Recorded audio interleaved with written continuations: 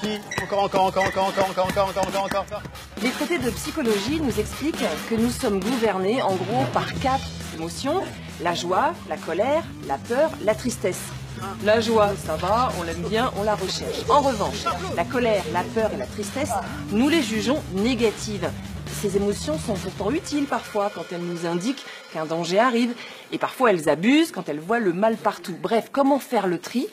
Eh bien, pour apprendre où se logent ces émotions en nous et comment les gérer, j'ai pris mon premier cours de Aito Self-Défense. C'est un concept à base de différents arts martiaux développés en France par Francis Bielac et Bernardo Dupont, tous deux champions de France dans leur discipline, également formés à la PNL, la programmation neuro-linguistique, ou comment lire le langage du corps. Et c'est très très bien quand les deux vont ensemble. Sabine, comment tu te sens? J'ai le trac. Ah, le trac, c'est bien. C'est l'idée de faire un sport de combat, défense, je sais pas. Avant de taper, avant de faire le sport de combat, on va faire quelques petits exercices, d'accord? Et puis après, on verra la deuxième partie. Dans un premier temps, on t'a préparé un petit programme, tu vois, au tableau. Donc là, c'est mon petit cours particulier. C'est ton petit cours particulier. Avant que je rejoigne le cours collectif qui est avec des gens plus avancés que moi. Tout à fait. Ok. C'est bon? Oui. On y va? Oui. Moi, je t'explique un petit peu les exercices autour de Bibi, de les montrer. Bibi, c'est Francis. Bibi, c'est pas là. Lui, c'est Bernardo. C'est bon? On fait ça à musique, et on peut accélérer, et on n'oublie pas de respirer. C'est parfait.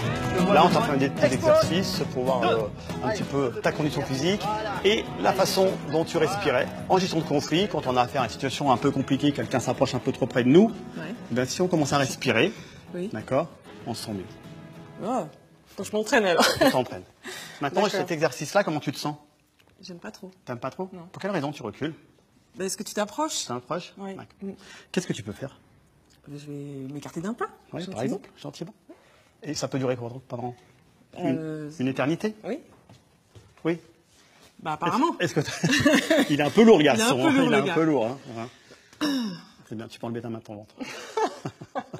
Super crispé. Donc ce qui est important, c'est de savoir, moi, ces émotions désagréables qu'on juge négatives, c'est de savoir où elles se logent.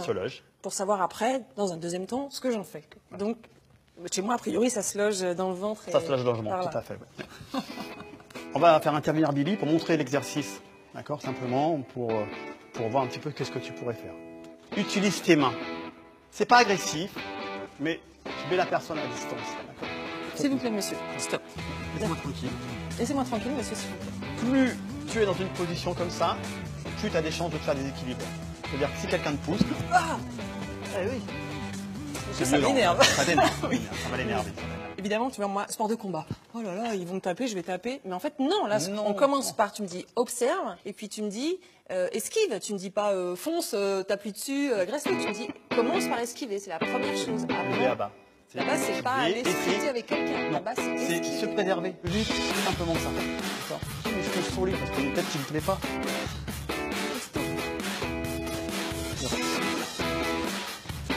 Voilà, très bien. Vas-y, tout de suite. Voilà, bien. On fait une pause. Il y a le co-collectif après, Sabine. Ouais. Faut te remettre de tes émotions. Ouais, un petit peu, ouais. Non, oui. Oh non. Il y avait un piège ou pas? Non, il n'y avait pas de piège.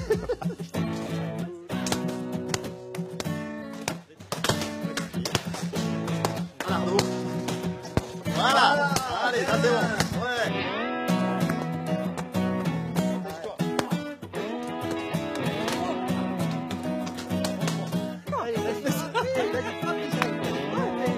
Voilà. Et oui, voilà.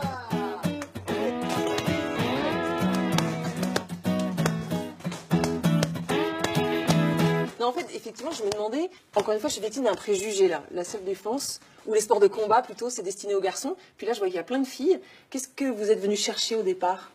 La confiance en soi, et en fait, c'est pas ce qui est venu tout de suite, parce qu'il faut une certaine pratique avant de l'acquérir. Et du coup, ça m'aide à gérer mes émotions quand je suis en situation de conflit professionnellement. Ok. Ah oui, donc tu le ramènes dans ta vie quotidienne. Ouais. D'accord, c'est parce que quoi Et je suis beaucoup plus détendue en voiture aussi. Ah oui, donc t'as l'impression que tu te connais mieux, que tu gères mieux tes émotions? Ouais, j'ai beaucoup plus de contrôle sur moi, ouais. Ah ouais, d'accord. Et les garçons, c'est la même chose? Des fois, on a la pression du quotidien de rendre des résultats à tel moment, etc. Ça permet de gérer les priorités et on garde tout le temps son self-control. Et on va réfléchir bien calmement comment on peut aborder la situation. Ah oui, et moi, ça m'a vraiment apporté vraiment au boulot pour pouvoir appréhender les situations difficiles où avant il y avait du stress. Et ben maintenant, je les prends calmement, je réfléchis et comment les aborder et sereinement. Toi, comment tu l'as perçu cette journée? Bon, déjà, non mais en toute honnêteté, j'avoue que je suis venue avec un préjugé. Le simple fait d'avoir utilisé le mot sport de combat, je pense que c'est venu rencontrer chez moi quelque chose qui relève du petit enfant. Taper, c'est mal.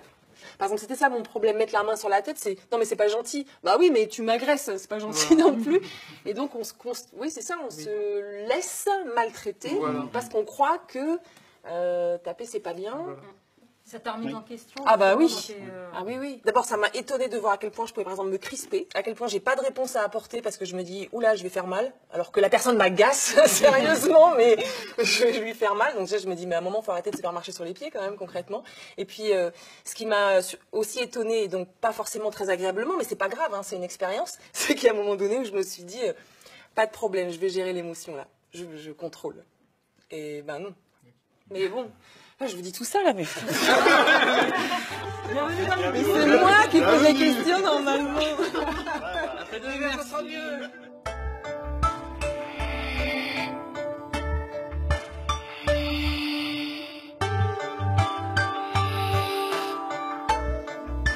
Alors moi, pour préparer ce tournage, j'ai redécouvert 2 ouvrages. Le fabuleux pouvoir de votre cerveau par le médecin américain Deepak Chopra et le docteur en neurosciences Rudolf Tanzi. On y découvre que le cerveau est beaucoup plus plastique que ce que l'on croit, qu'on fabrique sans arrêt des cellules souches tout au long de notre vie et surtout qu'on fabrique de nouvelles connexions neuronales tout le temps. Ça ne s'arrête pas à 20 ans puis après on dégénère. Et puis pour comprendre aussi comment fonctionne le cerveau, mais cette fois je dirais l'esprit, méditer c'est se soigner, du docteur Frédéric Rosenfeld qui est psychiatre. C'est aussi un ouvrage de vulgarisation scientifique super intéressant qui vous explique ce qui se passe quand on médite. Ce n'est pas une activité uniquement cérébrale, c'est une activité aussi physique, c'est comprendre comment fonctionne son corps et son esprit, voir comment on pense justement et comment on peut se faire piéger par ses pensées. Et bien maintenant c'est à vous de jouer, à vous d'expérimenter et puis partageons nos expériences. J'aurai grand plaisir à vous retrouver sur les réseaux sociaux pour que vous me disiez ce qui fonctionne pour vous. Merci beaucoup, à bientôt. Merci à vous, je vous vois tellement sage. Ils sont fous, complètement fous.